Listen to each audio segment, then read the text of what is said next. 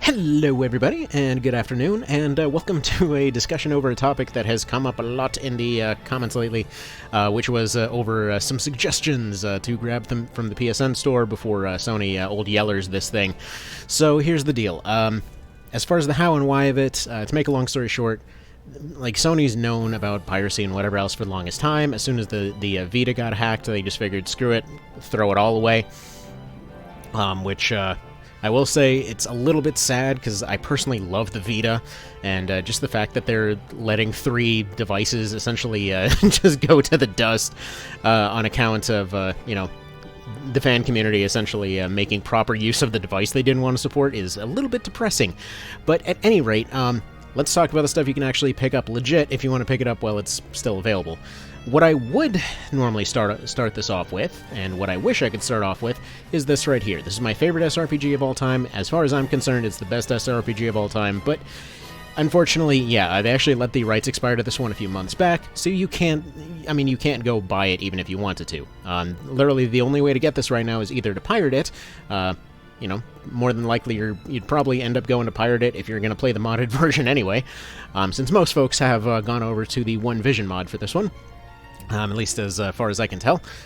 But yes, other than that, there would only be the physical UMD version, and either you can basically pay more than the game ever was to pick up a physical copy off eBay, or you can go get the Japanese version if you know the game well enough to just play it that way, which I know I personally found on eBay for about $2.50 recently, so there's that. Now, I will say, on the note of UMDs, so these little crappy triangular discs this thing originally used. These things are terrible. Some of them would literally break the second you tried to take them out of the case for the very first time. That's what happened with my copy of Harvey Birdman. If you didn't know, there's actually there's like a little story adventure Harvey Birdman game for the PSP. Pretty darn fun. My brother got it from me for Christmas once.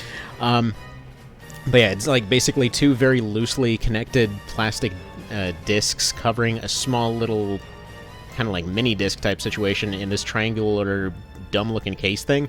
But I don't know whether they use crappy glue, I don't know what it is, but these things are unbelievably breakable. So yeah, even the ones that were sitting in protective cases, like I said, some of them that literally were just taken out of the case for the first time had a tendency to break, and then you just kind of have to mangle them back together. So in terms of preservation, I don't think there's any guilt whatsoever in pirating any of these things at this point, because as far as the law is concerned, if something is unreasonable to actually get working, then you are fully allowed to just go and do the thing. But either way, it's actually interesting to read the wording of some of those laws, but anyways, yeah, as far as that goes, kind of, that's all up to your own interpretation. But moving on, so yeah, I would recommend Tactics Ogre if you've never played it before. Whatever version you can get, that game is fantastic. But in terms of PSP stuff that is PSP exclusive, that you're never going to be able to get anywhere else, that's going to be AC3, Silent Line, and Last Raven portable. So the 3rd gen of Armored Core ended up getting ports to the PSP. They added new arena fights, they added some new hidden parts, and well, they basically allowed the thing to function on a mobile device. They changed a few of the quirks. They gave them a bunch of bug fixes. For anyone unfamiliar with the Armored Core series, the basic idea is, like, imagine like an arcade flight sim, except it's a robot that you basically build like Legos. You customize every part of them. You have a list of different missions, arena fights, and whatever else.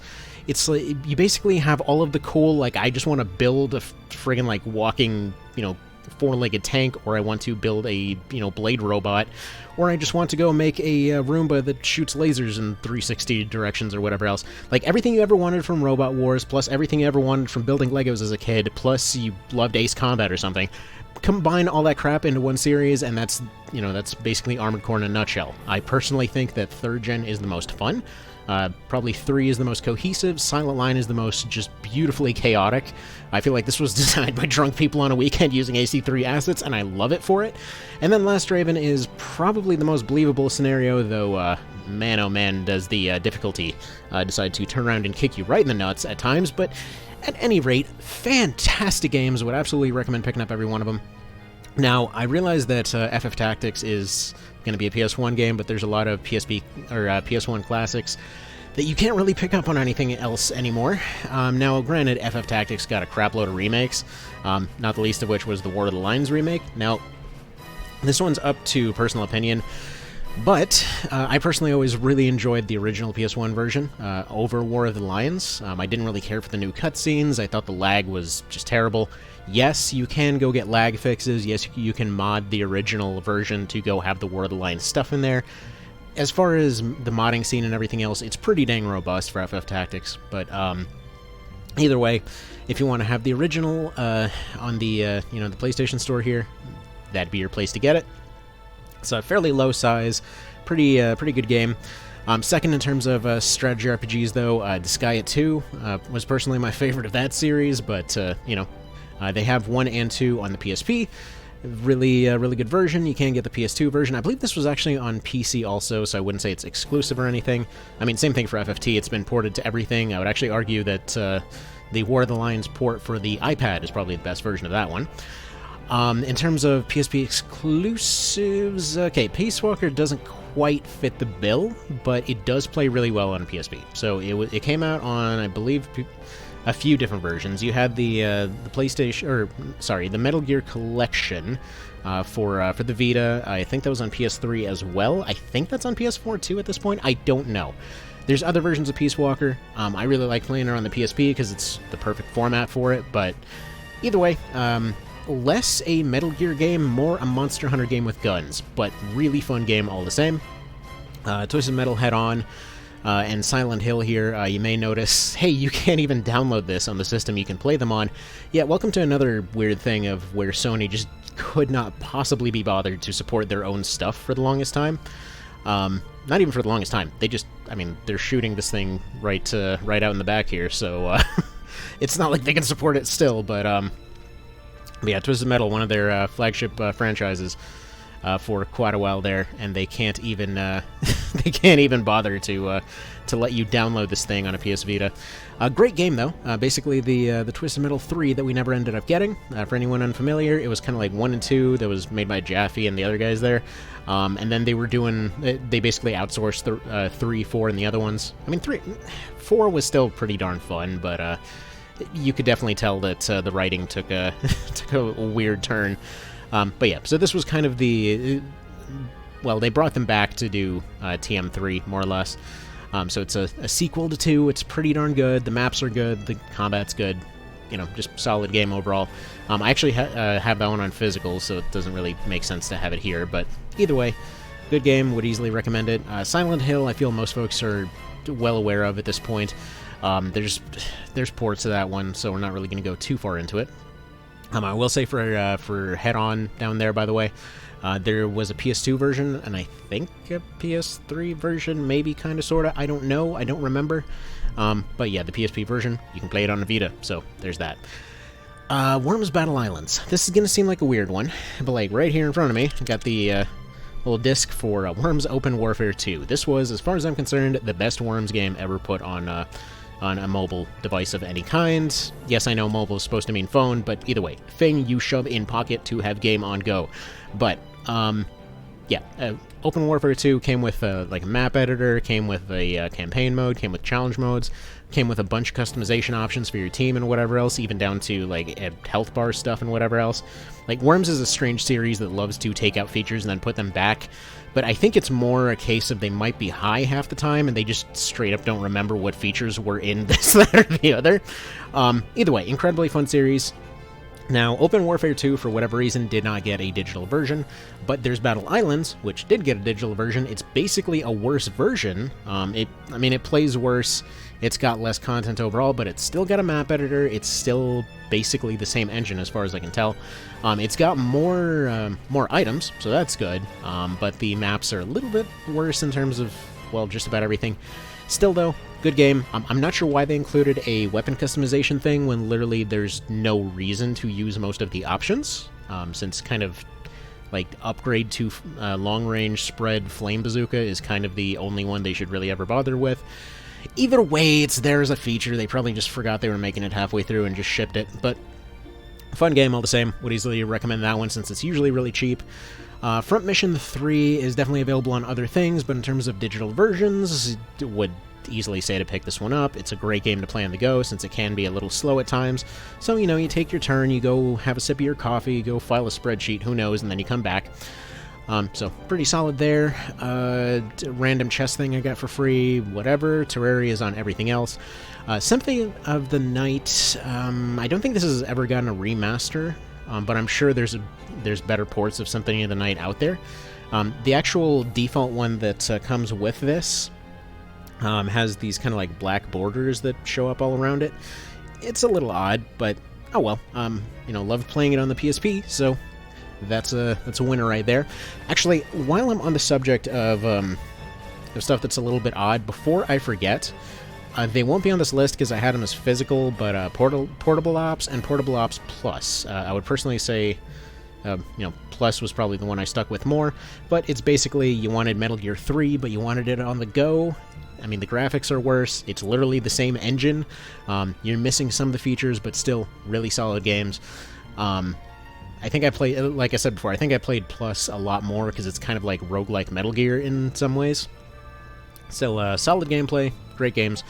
Also would say, before I forget, as far as Persona games go, I played a couple of them. So Persona 3 for, like specifically the PSP version, pretty solid. Apparently it had a whole bunch of unique stuff compared to the PS2 version, or later releases. Actually, I don't think there were later releases of it. I'm not sure. I'm not super into the, you know, SMT series or Persona or any of that. But yeah, 3 was fun. Pretty solid game. Like basically, it's not really a choose your own adventure as much as like you have the social simulator, you have the RPG stuff. It's pretty fun and basic, and just it's nicely immersive is the best way I can put it. I personally liked 3 more than 4. Because I tried 4 when it came up on sale on the PS3, which, again, there's a port on that one. There's better ports of 4, I know that. They ported that sucker to everything, so I'm sure just go play one of those other ones. I think it was like Golden version or whatever it was called. I think the Vita version is considered the best version of that, so that sucks. But you can get that on physical, so there's that. Alright. Anyway, yeah, 3 and 4 pretty good. 4 probably had the better... Well, I would say it tried to refine a lot of things, but good God, that game was condescending. Like, it just literally felt like it was treating you like a toddler. It's like, just let me proceed with the story. No, but we gotta find out if their blue-colored shirt was blue. So, it was... I mean, I'm sure you've seen the memes. Anyway, moving on. Vagrant Story. Basically, just like Tactics Ogre, just like Final Fantasy Tactics, it's a Matsuno project. It's exactly what you would expect in that regard. Mainly, it's stylized as all hell, it's got some great writing, and the mechanics are something that wasn't figured out for years. So, yeah, Vagrant Story is basically RPG, Metal Gear meets, like, Parasite Eve kind of situation. I believe it was actually the engine that allowed Parasite Eve to happen. But yeah, basic idea is it's like take all of the stuff that you would get from an SRPG solo run and cram it into a game intentionally designed that way. I mean, they hammer that home right in the intro, where they're like, "Hey, so we've been spying on this place for a while. There's an army in there. So where's the reinforcements?" It's like, "Yeah, no, I am the reinforcements." Just a shirtless dude with giant plates on his elbows, and yeah, weird-looking characters, incredibly well written. And the tone is, honestly, like, if you've played Dark Souls, that first run through Dark Souls there, that is the tone it establishes throughout the entire thing. It's really cool. Got, like, a whole custom weapon mechanic going on, where you basically can rip apart your weapons and put the parts back together in a few different ways, and you got so many stats out the ears for everything that you'll probably never really figure it out. It's basically just like Tactics Ogre, or the Tactics Ogre remake specifically, because there's so many mechanics that you will never understand it on your first playthrough. Like, the first playthrough of both of those is just like, here is the story as it is, ignore the numbers, because they will make no sense to you until you're like, I don't know, 4 or 5 times through the game, because there's just, everything affects everything else, nothing works like you think it will, so don't try to figure it out yet. Like, it's kind of got that, like, weird artistic vibe to it, you know, where there's a lot more for long-timers, but if you're just there for the story, there's certainly ways to just cheese your way through. Alright, moving on. Star Wars Battlefront, there's 3 of them on the PSP. Between the 3 of them, Battlefront 2 probably had the best overall, like, I guess, the best overall, like, single-player package, so to speak. Had the campaign. Actually, wait, no, screw that. They took out the campaign. I forgot. So the PSP port, actually, for Battlefront 2 is weird, because they took out the campaign, they took out a lot of the bigger maps, and it looks like absolute trash, but it's still Battlefront 2 on a PSP, so pretty darn fun. Though I will say, at this point, if you have any copy of Battlefront 2, I would not feel bad about just looking up the Battlefront 2 mod. There's one out there. It basically takes everything from all the different versions of Battlefront 1 and 2, as well as some of the ones from like Elite Squadron here and Rogue Squadron and all that kind of thing, and it basically puts it all into one game, because, well, that's... it's just something that people have wanted for the longest time. It's on the PSP version, it's on the PS2 version. I know it's technically not an official product, but, yeah, no, it's legit the way that it should have been played. You can tell that a lot of the maps should have been in the PS2 or PSP version, because they work just fine in the mods, so there's that.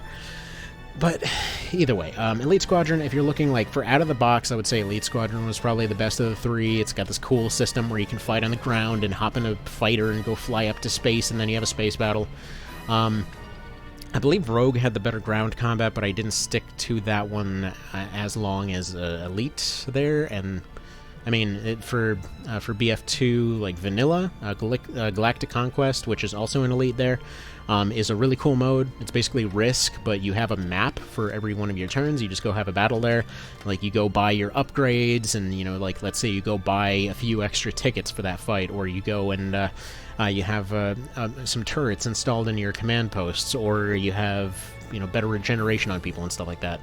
So yes, it is all stripped down compared to other versions, but it's still a really fun game, so would easily recommend any 3 of them just to have. This is all crap that was just kind of a freebie giveaway a while ago. You can tell by the weird art on it. I will say the only one that I actually remember is Mini Squadron here, which was actually pretty fun. Legend of Dragoon. You can get in other... Actually, can you even officially get it anywhere anymore? And that sucks, because this was actually a Sony-backed project. I mean, this game is huge. Legend of Dragoon was friggin' 4 discs long, for crap's sake. But yeah, really interesting mood to it, very interesting music, basically kind of like a rhythm game put into a JRPG, but a surprisingly grounded one for a bunch of like fantasy stuff going on. I mean, your characters don't really have magical abilities. They can do weapon combos, and they can use items, and they can defend themselves. Until you end up getting their kind of alternate forms, which do get abilities, but by and large, your people are just people that find cool stuff instead of actually being, you know, just able to throw fireballs out of their hands. Sure, there's more details on that, but still, really cool, like, lore and setting and everything else. It could have been implemented better, but I wish that this had gotten a remake. It's sad they never did, because it's a really unique game. So, if it's, I mean... If you're looking for like a 200-hour-long RPG, yeah, go for it. And I think you'll probably have a dang good time. Siphon Filter 1 and 2, you can get these in other places, I think. But this series was another one that Sony was all behind and then just kind of dropped like a frickin' rock. Basic idea is just you are a spy guy, you do spy stuff, and yeah, most of it just revolves around exploring and run and gun shooting, and then hitting somebody with a taser until they actually catch on fire. This was a staple in the series until they removed it in one of the PSP games, where they just kept getting shocked instead of catching fire. I know, weird things to complain about. Either way, pretty much every Siphon Filter game was really good fun. I would say 1 was probably my favorite, because it had this like weird crouching animation where they couldn't quite get his foot to work right, so sometimes his foot just turns backwards, and it's especially noticeable because half the cutscenes he's just like sitting down and using the radio. But anyway, so very nice, like, frenetic shooter kind of thing. Oh no, not again! Yeah, there's so many people trying to get stuff off PSN, I assume now, because yeah, this constantly happens now, where just stuff does not... it won't let you connect to PSN. It's a little depressing. It's already dead before it's dead. Alright, so moving on to exclusives here, because I could just go on about this stuff all day. So yeah, there's a few PSP exclusives for Siphon Filter, that's why I brought that one up. It's worth it. Like Dark Mirror was particularly fun, but yeah, Dark Mirror, Logan's Shadow, I believe were the names of them. Those were also kind of in the got them on physical type category. All right. What else? Sorry, gotta find the spot here again. Okay. Now, the list is rather extensive. See, the sad part about this, and I know everyone and their mothers kind of parroted this particular point before already, but the sad part is it didn't have to be this way whatsoever. I mean, they could have just given any support whatsoever to these devices. I mean, they had so dang many things out for them, and it's been a pain to use a PSP or a Vita since forever. The Vita store was already always slow. The thing was always crashing. The PSP store was nigh unusable 90% of the time. So, you know, there's that. I mean, in terms of how much they advertised, I signed up for updates and whatever else. I wanted to know the second the Tactics Ogre came out on the PSP. I didn't find out until 2 weeks later. Because there was absolutely nothing on there. It wouldn't even show up on the store, but apparently you had to specifically look for it in the search, but anywho. Alright, Genesis Collection is out for basically everything in their toaster. Half Minute Hero, Phantasy Star... Actually, okay, Half Minute Heroes on other stuff. Phantasy Star Portable is something that a lot of folks love. I personally didn't get it because I'm not really into number crunchy MMOs that much, but a lot of folks say they're pretty darn good. Especially 2. A lot of folks seem to really love 2. ZHP is another Disgaea game here that I feel like not many folks have heard of this one.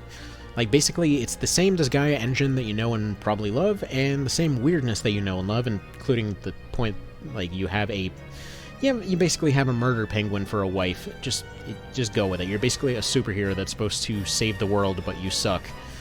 And it's a roguelike. It's a roguelike Disgaea, basically. And just random stuff happens, your equipment breaks all the time, and then it randomly just, like, dicks you over for no reason. But it's a really fun game. Got some interesting mechanics going on in there. Probably best played in short bursts, because you usually have those moments of, like, oh, this is really cool, followed by those moments of, like, this mechanic makes me want to grind my teeth off. And, you know, it's just that kind of game. It's fun in short bursts.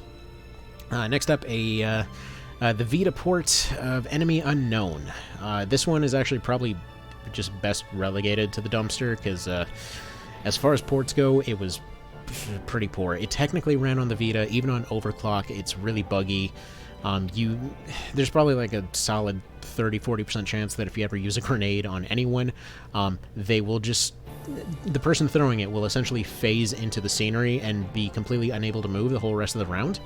And I know for a fact that they become part of the scenery. They basically just transition into a tile that they shouldn't be allowed to be in, because if you then throw a grenade and they're able to survive it and blow them out of the scenery, then they're able to move again. It's a really weird bug. Iron Man mode on it takes about 3-4 seconds to save if you're lucky between rounds. It does come with training roulette, as well as pretty much everything else you'd expect from Enemy Within, minus the extra maps.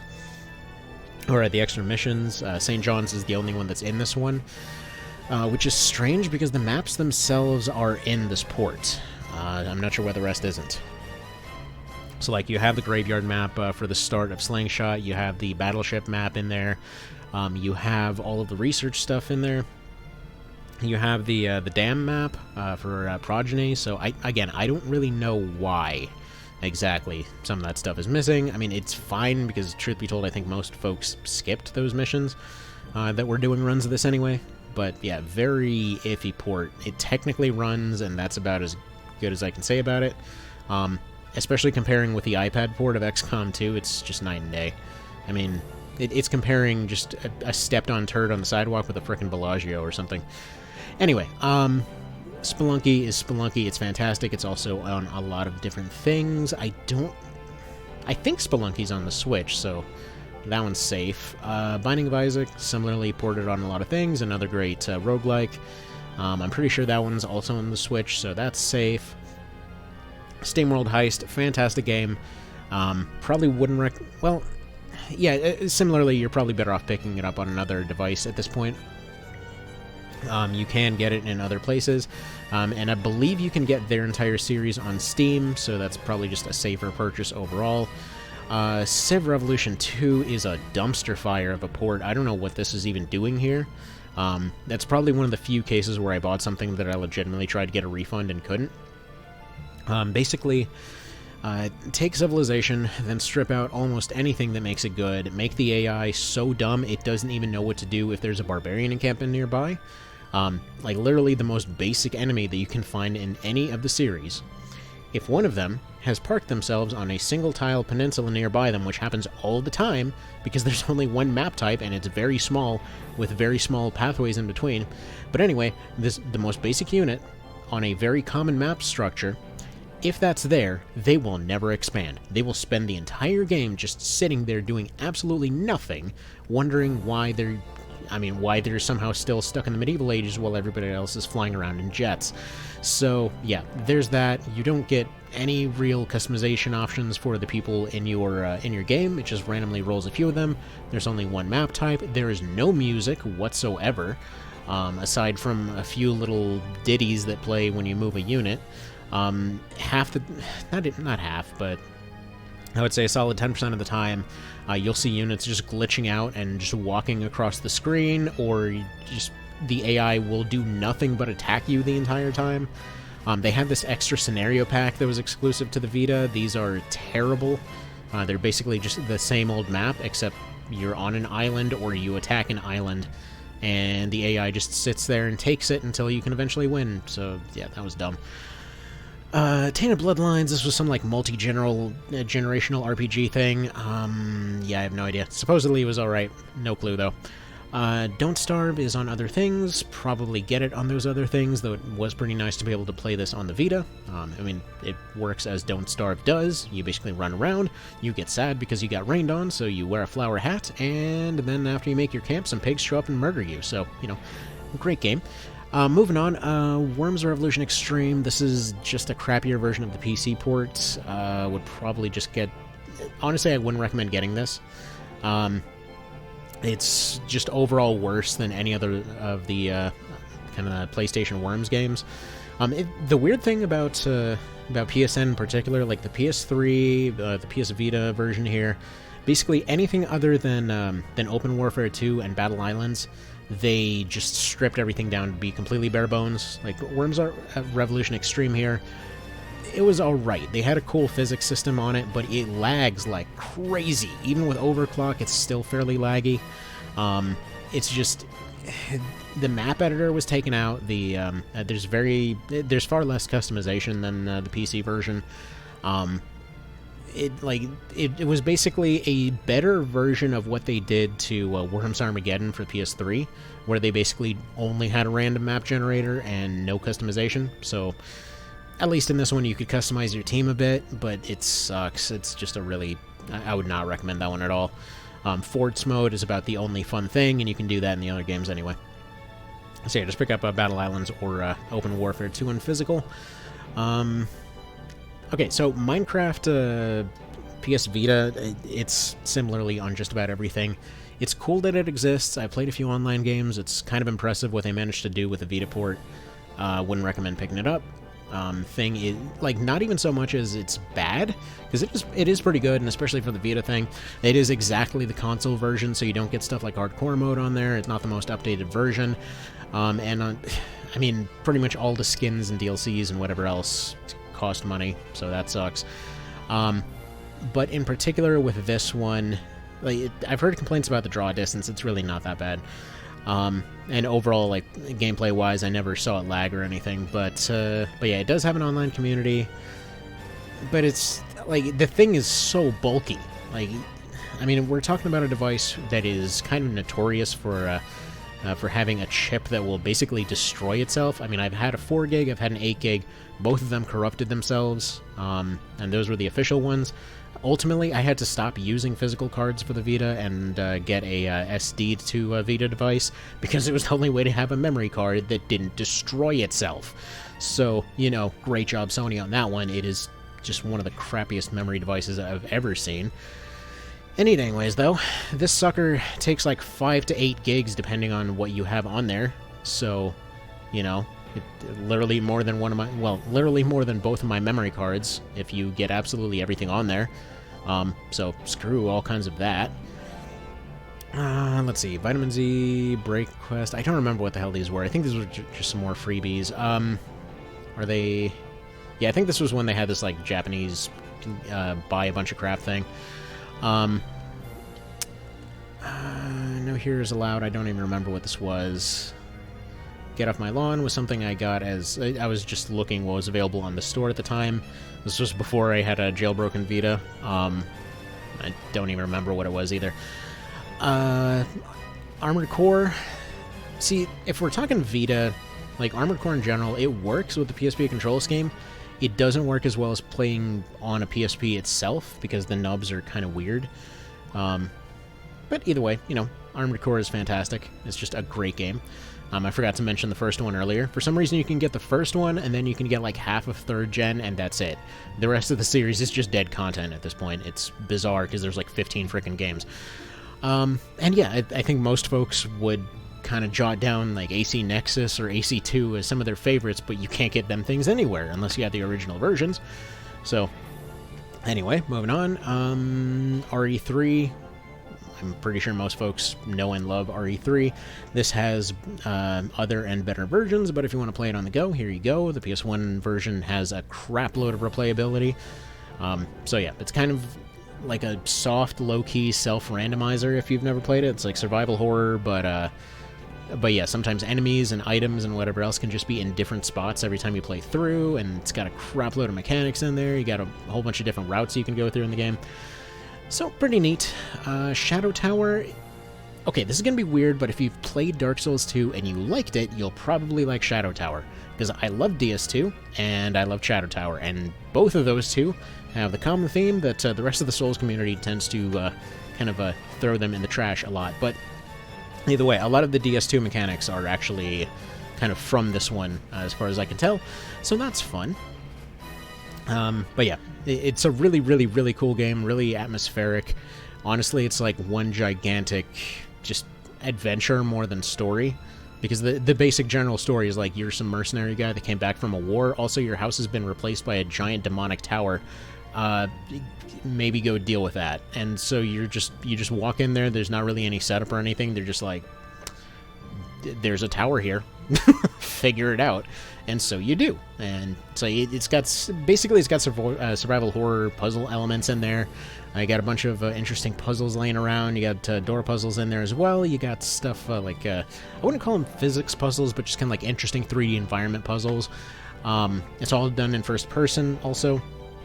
But basically all your equipment and health and everything else is limited in terms of durability and whatever else, and you have to sacrifice health to have your stuff repaired, but there's only so much healing, and I've only ever found one regeneration item in there, but you can occasionally make deals with NPCs to get some different benefits. It's cool. It's a really, really underrated game that I wish came up more often. Shadow Tower Abyss on the PS2 gets brought up a lot more, but yeah, Shadow Tower on the PS1, I think it plays great on the Vita because you can remap it to the 2 sticks, so do with that as you will. La Mulana EX, I think that had a No, I think this had a port to Steam, which would probably be the better version, but yeah, beautiful music, fantastic Metroidvania. It's another Disgaea game, except it's like a platformer or something. Cladoon is some kind of roguelike thing. I've tried Cladoon 1 and 2. For the life of me, I can only remember that they had some basic roguelike elements, and I could never really figure out what the hell was going on there, and lost interest, and that was it. Same thing with this one. It's from NIS. It's going to have something quirky going on, but hell if I know what it is. RE2, considered by many to be the best of the RE series, so there's that there as well, but again, you have other potentially better versions, so maybe not necessary. Command & Conquer Red Alert, really, really good game. Another one that's kind of in that weird thing where you gotta download it to a PS3 to get it onto a PSP to get it onto a Vita. Yeah, dumb system, I gotta say, but anywho, Red Alert is awesome. But there's better versions of that. Parasite Eve didn't get a port as far as I'm aware. Neither did 2 or, Third Birthday. That is not technically... It's unclear what the deal is with Third Birthday. It's like it's a sequel, but it isn't. Like, they didn't want it to be part of the series, even though it kind of is. And then you also don't play as the main character, but you do. I don't know. honestly, the third one, as far as I could tell, was kind of a weird attempt at a funky-looking shooter that wanted to make use of, like, basically displaying nudity as health. Moving on. First, Parasite Eve. If it's cheap, pick it up. This game's amazing. 2, less so. 3, maybe just skip that one. Moving on, Borderlands 2 on the Vita. Just play the PC version. What are you doing playing this on the Vita? It's slow. It works. I liked it, but it looks like garbage. It plays laggily. You're gonna have a hard time hitting stuff. It is technically all of Borderlands 2. Like, it is what it is. But yeah, it's another one that's super chunky in terms of how much space it takes, so I would say screw that. Salt and Sanctuary, honestly plays a lot better on the PC, but yeah, the Vita version is fantastic. A little hard to tell where stuff is sometimes, but it was originally made for the Vita. Really good Metroidvania. Would definitely recommend that for that purpose. Just basically Dark Souls plus Metroidvania, except like a 2D Metroidvania, whatever. So, good one on that one. Has some unique mechanics. Like, if you've been looking at either of those genres, you kind of will intuit what to expect there. Darkest Dungeon, would recommend the PC version. It's just really hard to tell what's going on in the Vita version. It's nice to have it on the go, but seriously, it hurts my eyes. That's the only reason I haven't re-downloaded that one. Crypt of the Necrodancer. I really like this one on the Vita, but the problem is, because the Vita has those save corruption issues, you might potentially run into that issue where you suddenly try to launch the game and it says, hey, I'm sorry, there's been an error. This can't launch. You have to re-download the entire game. What this means is, we have gone ahead and deleted your save files for you. I hope you like re-unlocking everything, because I personally love playing this one before going to bed. It was just, it's a fun way to kind of end off your day. A little bit more annoying, and I don't want to go back to it after having that kind of happen 3 times. It's not exclusive to this game. Vita digital games have this thing where they will just randomly not work, and your saves are now dead. Because in order to re-download them, you have to get rid of the existing files, and unless you've backed them up to a PC beforehand, they're just gone now. Dragon Quest Builders, allegedly pretty good. Just play Minecraft. Suikoden 2 did not really get too many. I don't think this ever got a PC port, but yeah, it's a very interestingly quirky JRPG that's got a lot of fantastic mood to it. Probably one of the most memorable boss fights in all of gaming. Yeah, just man, I'm not going to spoil it, but just look up the chase theme from Suikoden 2, and just imagine a multi-part boss fight where you can potentially have a party of like 100. I think it's like 108 different characters. And yeah, you basically just like put together this giant team, and at one point, before you've even had the chance to go get all of them, there's a multi-part boss fight where you have multiple different parties going off to just fight one guy. It's so cool. But yeah, basically it's unique. That's the best way I can put it. Let's see. Limbo was, I believe, on Steam. This one I only got to jailbreak the Vita. Risk of Rain, played on Steam for the same reason as Crypt and Necrodancer. This one doesn't take much space. It feels great to play on a Vita, but you will feel incredibly pissed off and never launch it again if you end up running into that save issue.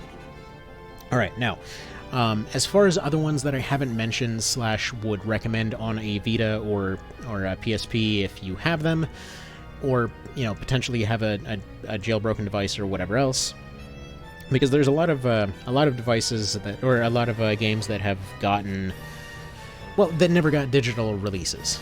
To be blunt. So, like, I was talking earlier about how we have. Sorry, got a little bit distracted here by a thing going on in the background. Apparently, somebody's having a bit of a bad day over there. But yeah, some of them never just got proper digital releases. Actually, the last digital release that I can think of that might not have come up. Actually, 4 of them. The 2 GTA games for PSP, so Liberty City and Vice City Stories, really good, especially VCS. VCS is probably one of my favorite portable games, but, I mean, it's basically Vice City, but it's improved, and it's in a handheld, and the music is amazingly good. Like, just like going around causing chaos to 80s music was fantastic in that one. It's a fantastic game. So yeah, both of those, and then, weirdly enough, yeah, I'm going to put it back down to 3, though, because Ace Combat X is awesome. It's a fantastic game. Joint Assault is the same thing, but it crashes every other mission. It saves your progress, but you have to relaunch it. I'm not sure what the hell that's about. Let's see. Also, there's Monster Hunter Freedom Unite. This one did get a digital version. There's Monster Hunter 3rd on there as well. I feel like Freedom Unite is generally... the general consensus is that's the better one. Really fun game. It's a Monster Hunter game. You kind of know exactly what to expect. So like I said, this is a modded Vita, so I've got Worms Open Warfare 2 on there, as well as World Party and Armageddon, though, that kind of is what it is.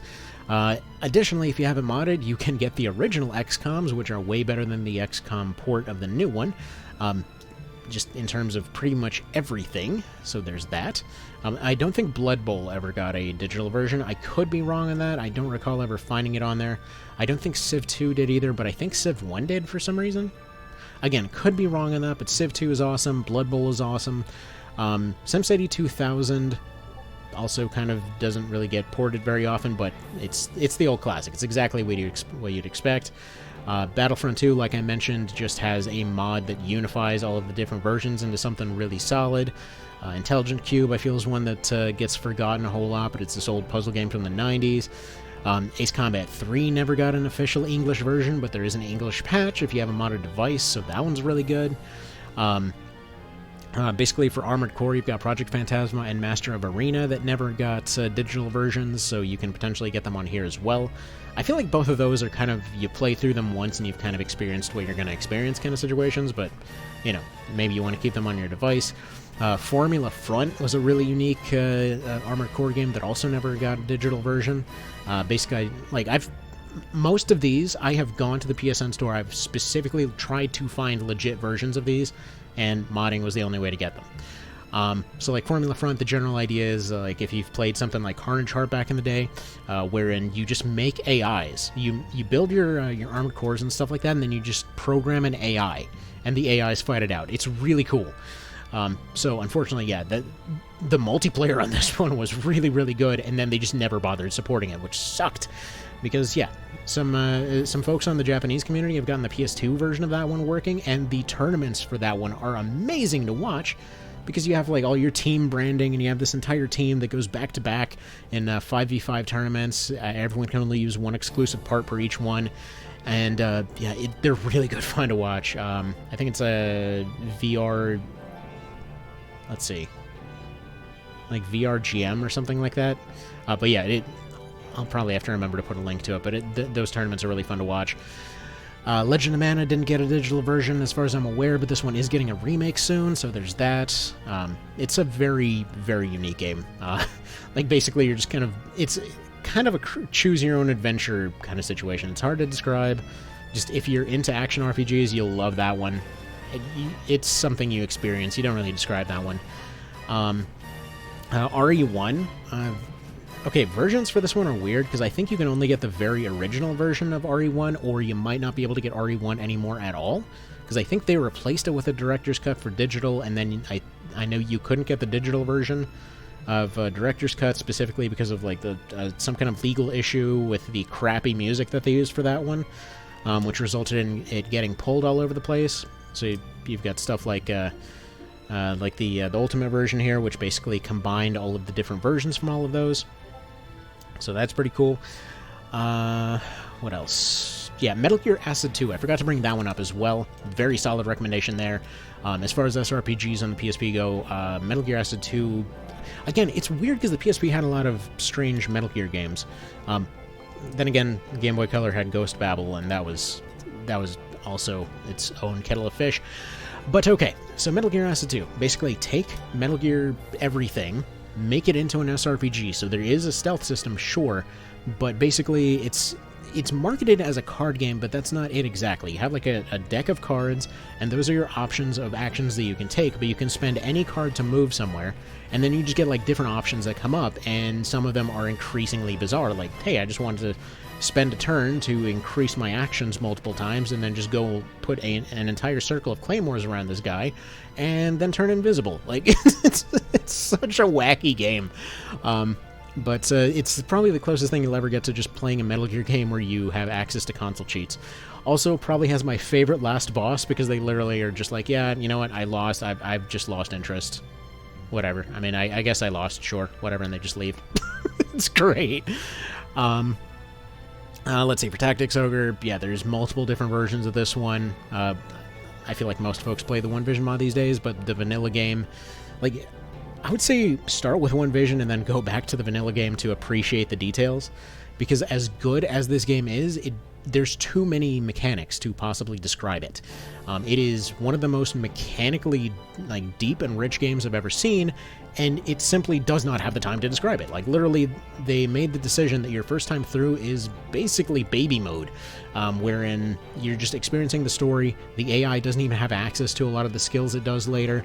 They don't have access to a lot of equipment, which led a lot of reviews to just write it off as, oh, this is just easy and more convoluted FF Tactics, whatever. And they didn't actually see just how many different ways there are to affect the story, or how deep the mechanics on just the individual unit level go, where like everything from weight to just tiny little stat bonuses could potentially make a world of difference. But yeah, it's a freaking million-layer onion that's a bit hard to explain.